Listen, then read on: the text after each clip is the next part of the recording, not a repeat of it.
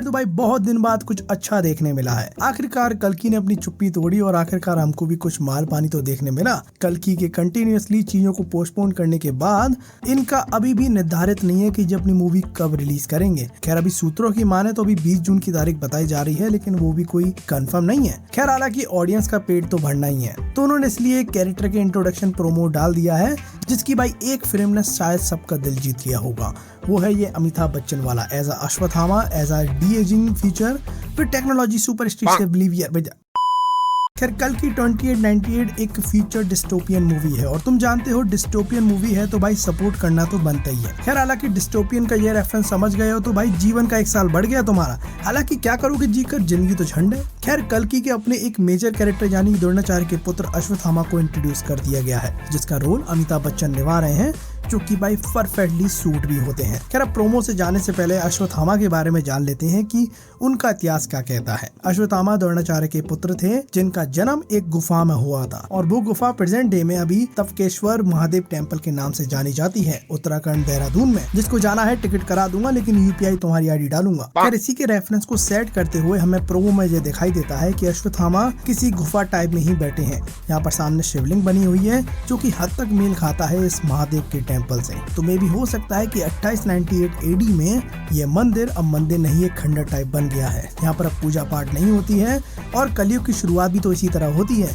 कि इंसान का पूजा भक्ति से दूर दूर तक कोई नाता नहीं होता है। दुनिया पर अंधकार छा रहा है। खैर द्रोणाचार्य ने शिव जी की तपस्या की थी, उसके बाद ही अश्वत्थामा का जन्म हुआ था। तो तुम ये कह सकते हो कि अश्वत्थामा पर शिव जी की ब्लेसिंग है और उसी के डॉट्स कनेक्ट करते करते अगर तुम देखोगे तो भाई अश्वत्थामा शिव जी की ही पूजा कर रहे हैं। खैर इसी के साथ अश्वत्थामा के माथे पर एक डिवाइन जेम था जो उनको हमेशा ह्यूमन से अलग बनाता था और यह जेम तुम तिलस्मी पत्थर से कंपेयर करने मत लग जाना, इन्फिनिटी स्टोन जैसा नहीं है जी। खैर ये सब मनी के होने से हुआ है, जो कि भाई भूख, प्यास और ओल्ड एज और किसी भी तरह की डिजीज को और किसी भी वेपन के प्रहार को रोक सकता है। उससे कोई भी इसमें असर नहीं होता है और इंसान थकान से भी बचा रहता है। इस जेम की वजह से ही अश्वत्थामा ऑलमोस्ट इनविंसिबल बन गया था और इमोर्टल तो हो ही गया है। ऊपर से भाई महाभारत में कुरुक्षेत्र की लड़ाई में द्रोणाचार्य और अश्वत्थामा कौरवों की साइड से लड़े थे। यहाँ पर पांडवों और कौरवों के गुरु द्रोणाचार्य को हराना नेक्स्ट टू इम्पॉसिबल था। और तुमको यह बात ही बता दूं कि द्रोणाचार्य ने ब्रह्मास्त्र केवल अर्जुन को नहीं बल्कि अश्वत्थामा को भी दिया था, लेकिन अर्जुन को ब्रह्मास्त्र को रोकना भी आता था, लेकिन अश्वत्थामा को नहीं आता था। खैर कृष्णा जी ने बड़ी ही चालाकी से द्रोणाचार्य को पराजित कर उनको खत्म करते हैं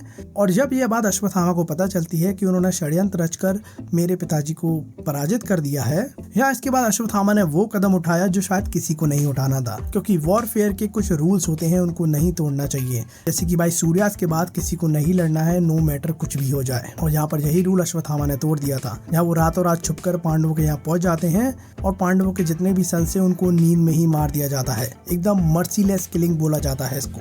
यहाँ पर इसी चक्कर में अश्वत्थामा को लैक ऑफ मैच्योरिटी वॉरियर बोला जाता है, क्योंकि उन्होंने जंग भाई एथिक्स से नहीं लड़ी। और भाई जो मॉर्निंग में जो हाल था, जो पांडवों ने उनको देखा, वो कभी नहीं भूल पाएंगे। यहाँ इसके बाद अश्वत्थामा ने ब्रह्मास्त्र छोड़ दिया, जो कि अर्जुना की डॉटर इन लॉ यानी कि अभिमन्यु की वाइफ उतारा के अनबॉर्न चाइल्ड को मारने की कोशिश करी गई, जिसको कृष्णा जी ने तो रोक लिया था, लेकिन इससे कृष्णा जी बहुत क्रोधित हो गए थे और उन्होंने गुस्से में आकर अश्वत्थामा को श्राप दिया कि तुम इमॉर्टल रहोगे। क्योंकि अश्वत्थामा को मृत्यु से भय नहीं था तो उसको उसी का श्राप दे दिया गया और ऊपर से सुदर्शन चक्र चलाकर उनके इस मणि को निकाल लिया, जिसकी वजह से वो इनविंसिबल की वजह अब वनरेबल हो चुके थे। हर चीज में सफरिंग होगी, उनको हर कष्ट हर पेन फील होगा और उन्होंने कहा कि वो कलयुग के अंत तक टिके रहेंगे। यहाँ पर जब तक विष्णु जी का 10वां अवतार कल्कि नहीं आ जाएंगे तब तक ये सफर करते रहेंगे। यहाँ इनके माथे से कंटिन्यूअस खून बहता रहेगा और उस मानी के बिना ये बहुत ही कमजोर हो जाएंगे। यहाँ पर इसके पहले ट्रेलर में देखा था अश्वत्थामा को गोली लगने पर भी उसको कुछ फील नहीं होता। दैट मीन्स वो कष्ट अभी भी बना हुआ है। खैर अपन प्रोमो की बात करें तो अश्वत्थामा शिवलिंग के सामने बैठकर तपस्या कर रहे हैं या प्रेयर कर रहे हैं, तो शिवलिंग पर पानी गिर रहा है, उनकी बूंदें गिर रही हैं